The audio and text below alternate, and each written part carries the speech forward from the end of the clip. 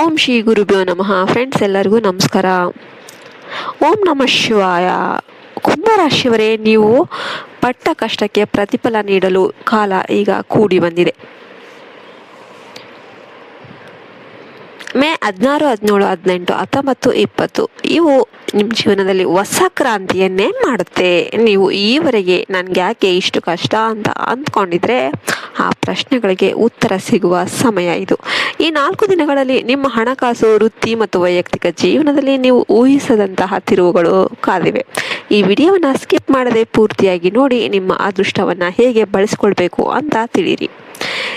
ಕುಂಭರಾಶಿಯವರ ವಿಶೇಷ ವ್ಯಕ್ತಿತ್ವ. ಕುಂಭರಾಶಿಯವರು ಅಂದರೆ ಮಾನವೀಯತೆಯ ಸಾಕಾರ ಮೂರ್ತಿಗಳು. ನೀವು ಯಾವಾಗಲೂ ಇತರರ ಬಗ್ಗೆ ಹೆಚ್ಚು ಯೋಚನೆ ಮಾಡ್ತಿರ್ತೀರಿ. ಸ್ವಂತ ಕಷ್ಟ ಇದ್ರೂ ಕೂಡ ಬೇರೆಯವರಿಗೆ ಸಹಾಯ ಮಾಡೋದಕ್ಕೆ ಮುನ್ನುಗ್ತಾ ಇರ್ತೀರಿ.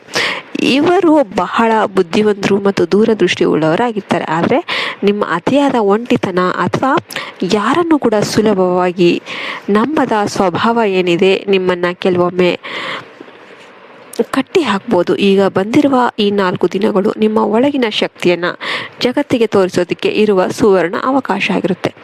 ಇನ್ನು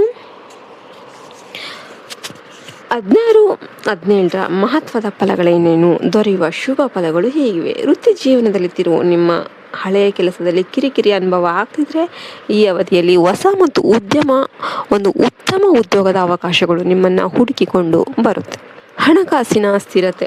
ಬಾಕಿ ಉಳಿದಿದ್ದ ಹಣ ವಾಪಸ್ ಬರುತ್ತೆ. ಪಿತ್ರಾರ್ಜಿತ ಆಸ್ತಿಯಲ್ಲಿ ಇದ್ದ ಕಿರಿಕಿರಿಗಳು ನಿವಾರಣೆಯಾಗಿ ನಿಮ್ಮ ಪಾಲಿನ ಆಸ್ತಿ ನಿಮ್ಮದಾಗುತ್ತೆ.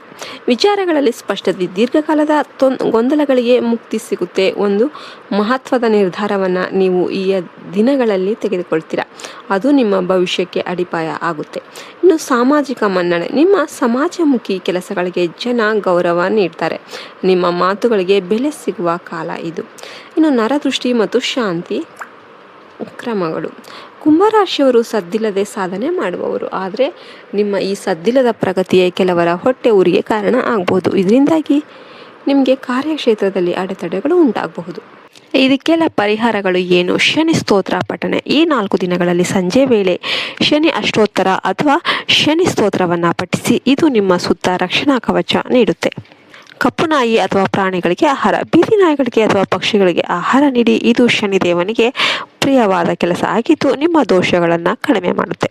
ದೀಪಾರಾಧನೆ. ಈ ದಿನಗಳಲ್ಲಿ ದೇವಸ್ಥಾನಗಳಿಗೆ ಎಳ್ಳೆಣ್ಣೆ ದೀಪವನ್ನು ಹಚ್ಚೋದು ನಿಮ್ಮ ಹಾದಿಯಲ್ಲಿರುವ ಕತ್ತಲೆಯನ್ನು ದೂರ ಮಾಡುತ್ತೆ. 5ನೇದಾಗಿ ಕುಟುಂಬ ಮತ್ತು ವಿದ್ಯಾಭ್ಯಾಸ. ವಿದ್ಯಾರ್ಥಿಗಳಿಗೆ ವಿದೇಶದಲ್ಲಿ ವ್ಯಾಸಂಗ ಮಾಡುವ ಹಂಬಲ ಇದ್ದರೆ ಈ ದಿನಗಳಲ್ಲಿ ಅದಕ್ಕೆ ಪೂರಕವಾದ ಸುದ್ದಿಗಳು ಸಿಗಲಿವೆ. ಕುಟುಂಬದಲ್ಲಿ ಹಿರಿಯರ ಆರೋಗ್ಯ ಸುಧಾರಿಸುತ್ತೆ. ಮನೆಯಲ್ಲಿ ಶುಭ ಕಾರ್ಯಗಳ ಬಗ್ಗೆ ಚರ್ಚೆಗಳು ನಡೆಯಲಿವೆ. ಈ ಅವಧಿಯಲ್ಲಿ ನೀವು ಮಾಡುವ ಪ್ರವಾಸಗಳು ನಿಮಗೆ ಮಾನಸಿಕ ಶಾಂತಿ ನೀಡಲಿವೆ. ಕುಂಭರಾಶಿಯವರೇ, ತಾಳ್ಮೆ ನಿಮ್ಮ ಬಲ ಆಗಿರಲಿ. ಅದೃಷ್ಟ ನಿಮ್ಮ ಬಾಗಿಲು ತಟ್ತಾ ಇದೆ. ಅದನ್ನು ಎಚ್ಚರಿಕೆಯಿಂದ ಸ್ವಾಗತ ಮಾಡಿ. ಈ ಮಾಹಿತಿ ನಿಮಗೆ ಇಷ್ಟ ಆಗಿದ್ರೆ ಕಮೆಂಟ್ ಬಾಕ್ಸಲ್ಲಿ ಓಂ ಶನೇಶ್ವರಾಯ ನಮಃ ಅಥವಾ ಓಂ ನಮಃ ಶಿವಾಯ ಅಂತ ಬರೀರಿ. ಈ ವಿಡಿಯೋವನ್ನು ನಿಮ್ಮ ವೃತ್ತದ ಎಲ್ಲರಿಗೂ ಕೂಡ ಶೇರ್ ಮಾಡಿ. ಎಲ್ಲರಿಗೂ ಕೂಡ ಸುಖ, ಶಾಂತಿ, ಸಮೃದ್ಧಿ ಸಿಗಲಿ. ಧನ್ಯವಾದಗಳು. ಈ ವಿಡಿಯೋದಲ್ಲಿ ಕುಂಭರಾಶಿಯ ಬಂಧುಗಳೇ, ನೀವು ಒಂದು ವಿಡಿಯೋಗೊಂದು ಲೈಕ್ ಕೊಟ್ಟು ಜೈ ಶ್ರೀ ಶನಿ ಭಗವಾನ್ ಅಂತ ಕಮೆಂಟ್ ಮಾಡಿ. ಆ ಪರಮಾತ್ಮನ ಕೃಪೆ ನಿಮ್ಮ ಮೇಲೆ ಇರುತ್ತೆ. ಜೈ ಹಿಂದ್, ಜೈ ಭಾರತ್ ಮಾತೆ. ಹರಿ ಓಂ ತತ್ಸತ್. ಸರ್ವೇ ಜನ ಸುಖಿನೋ ಭವಂತು.